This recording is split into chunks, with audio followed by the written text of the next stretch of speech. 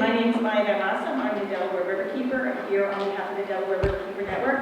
And I'm joined by Alycia, Egan, and Stephen Metz to deliver to you a letter that a number of organizations in the Upper Delaware River watershed would like to communicate to you. The letter that we are submitting on the record today is submitted on behalf of the Delaware Riverkeeper Network, Sullivan County Residents Against Millennium, Sullivan Area Citizens for Responsible Energy Development, Damascus Citizens for Sustainability, NYH2O Citizens for Water, Catskill Citizens for Safe Energy, Protect Orange County, Stop the Menacing Compressor Station, Catskill Mountain Keeper, Food and Water Watch, and Highland Concerned Citizens.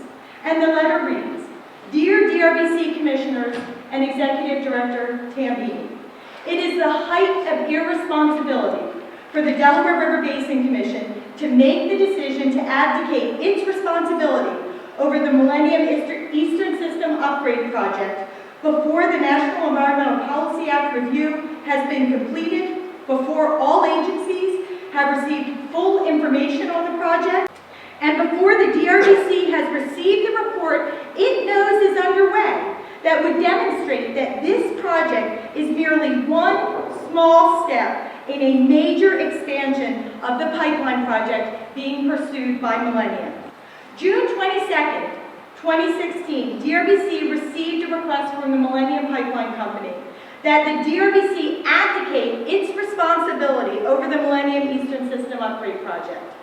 July 25th, the Delaware Riverkeeper Network, and on August 8th, the town of Highland, the town of Bethel, New York Scram, Sullivan Area Citizens for Responsible Energy Development, Sullivan Alliance for Sustainable Development, Stop the Menacing Compressor Station, Protect Orange County, Highland Concerned Citizens, Damascus Citizens for Sustainability, Catskill Mountain Keeper, and Catskill Citizens for Safe Energy urge the Delaware River Basin Commission to reject this request and made clear our belief that the Millennium Eastern System Upgrade Project was a small part of a much larger expansion project intended by Millennium.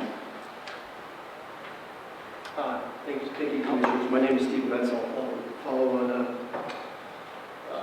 Maya's comments here. November 28th, the Delaware River Network submitted expert analysis of the Millennium proposal and key resource reports and reiterated our concern about this being one step towards a larger project. In the letter, we made clear evidence to support our contention that the plan for expansion is currently in development and will be shared as soon as FERC releases to DRN the data needed to undertake this review and make this demonstration.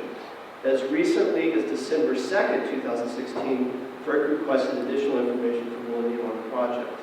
FERC has yet to issue a draft EA on the project, let alone final EA or an EIS.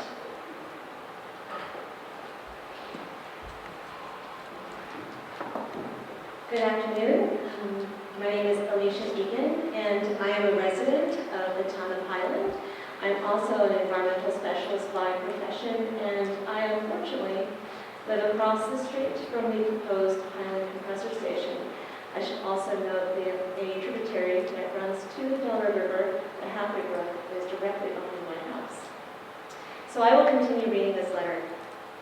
And yet, despite the obviously premature nature of any agency rendering decision on this project, DRBC decided it was appropriate to abdicate its authority over the project and the need for the DRBC docket.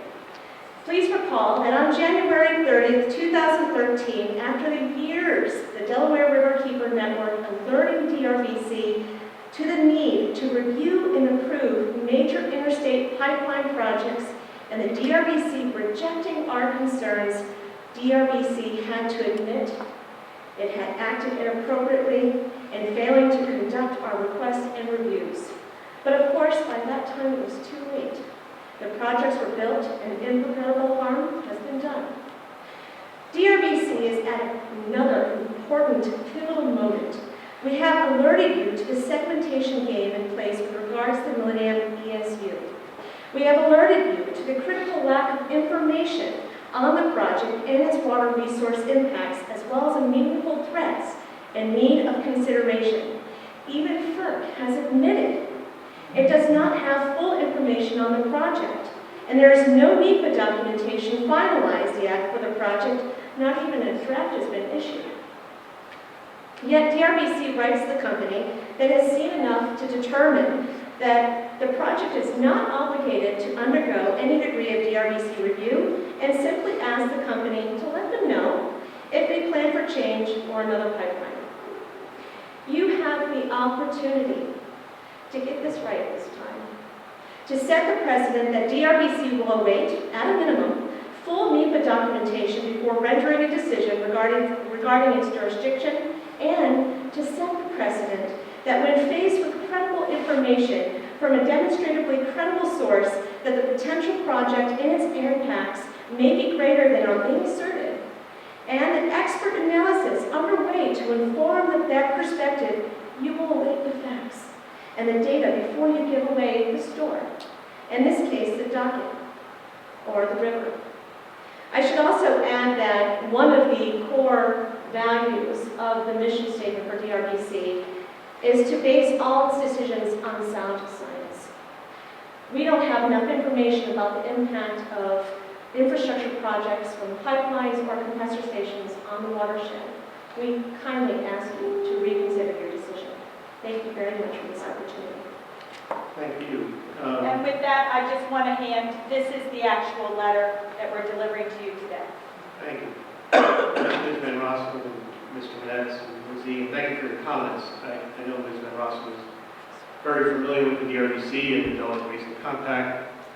Mr. Metz and Ms. Egan, I don't think I've seen you before, so maybe clarify a couple of things here. I know you've got, I assume you've got a copy of our letter, but the letter does indicate that the DRBC was acting within its authority. Effectively, what the Delaware Basin Compact says in section 3.8 is no project having a substantial effect on the water resources of the basin shall be approved unless first shall be undertaken unless it shall have been first submitted and approved by the Commission.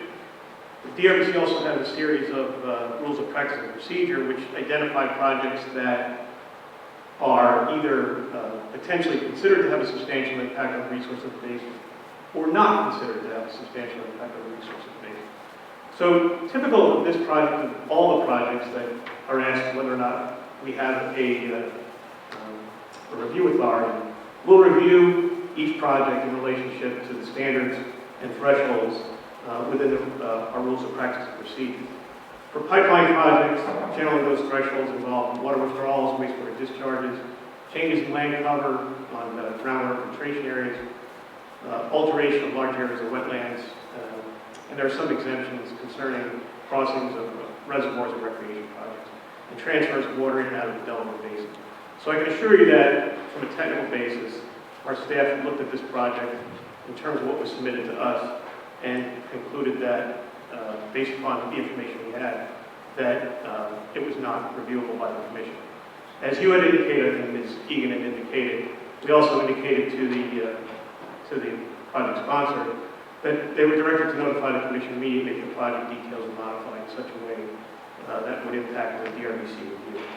So, like I said, this activity is, number one, taken very seriously, taken with a technical and scientific view in mind, but taken consistent with the authority and consistent with the rules of practice and procedure of the Delaware Basin Commission.